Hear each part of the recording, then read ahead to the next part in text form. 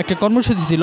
সেই কর্মসূচি 5 আগস্টের চেয়েও বেশি লোক মনে হয় উপস্থিত ছিল, আমরা এমনটি আন্দাজ করেছি এবং এমনটি আমরা লক্ষ্য করছি। আসলে সারা ঢাকা অচল হয়ে গেছিলো সেদিন এই লং মার্চ ফর গাজাকে সফল করার জন্য। তো সেক্ষেত্রে আমরা বলতেই পারি যে আসলে এই যে রাষ্ট্রটা যদি বাংলাদেশ সীমান্তবর্তী হতো তাহলে হয়তো বা বাংলাদেশের বিক্ষুব্ধ আমজনতা গিয়ে তাদের সাথে যুদ্ধ ঘোষণা করতো। গাজায় অন্যায়ভাবে গণহত্যা আমরা কিন্তু এমনটি আন্দাজ করে বলতে পারি। দর্শক দেখছিলেন সরাসরি মুহূর্তে বিজয় থেকে।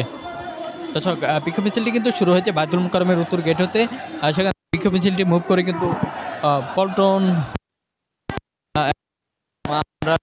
বিজয়নগরের দিকে যাচ্ছে। যদি বিজয়নগর আসেনি, বিজয়নগরের কাছাকাছি প্রবেশ করবে এবং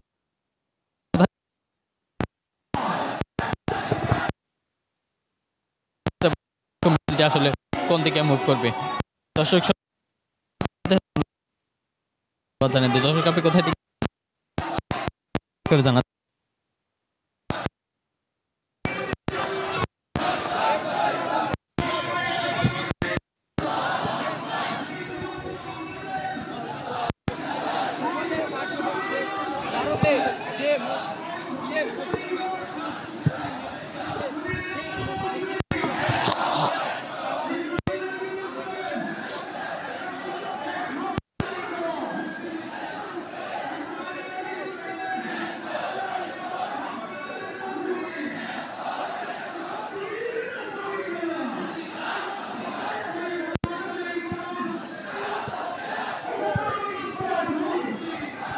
দর্শক আজকে যে বিক্ষোভ মিছিলটি ইসরায়েলি যে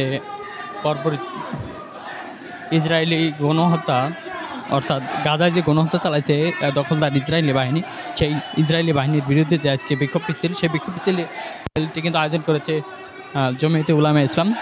আমরা যতটুকু দেখছি তারা কিন্তু উত্তর ঘেটে সমাবেশ এবং সমাবেশ শেষে বিক্ষোভ মিছিল নিয়ে মুভ করছে, অর্থাৎ সামনের দিকে এগোচ্ছে। বায়তুল মোকাররমের উত্তর গেট হতেই কিন্তু তাদের বিক্ষোভ মিছিলটি শুরু হয়েছে। আমরা শুরুর দিকে দেখেছিলাম যে আসলে পুলিশ কিন্তু সামনে ব্র্যাকেট দিয়ে রেখেছিল, যদিও তারা কোনো বাধা বিপত্তি দেয়নি, কিন্তু ব্র্যাকেট হয়ে দাঁড়িয়েছিল। পরক্ষণে কিন্তু তারা আবার ব্র্যাকেটটা ছেড়ে দিয়েছে এবং কিন্তু পুলিশ একপাশে পল্টন মোড়ে এসে পুলিশ একপাশে সরে গেছে এবং বিক্ষোভ মিছিল কিন্তু সামনের দিকে চলে আসছে। আমরা যেমনটি দেখছি এই মুহূর্তে কিন্তু বিক্ষোভ মিছিল বিজয়নগর পানি ট্যাঙ্কে চলে আসছে। আসলে এখান থেকে কোন দিকে যাবে সেটা আমরা এখনো ঠিক বলতে পারতেছি না। সরাসরি দেখতে সঙ্গে থাকুন, লাইক কমেন্ট করে মতামত জানিয়ে দিন, দর্শক পারেন।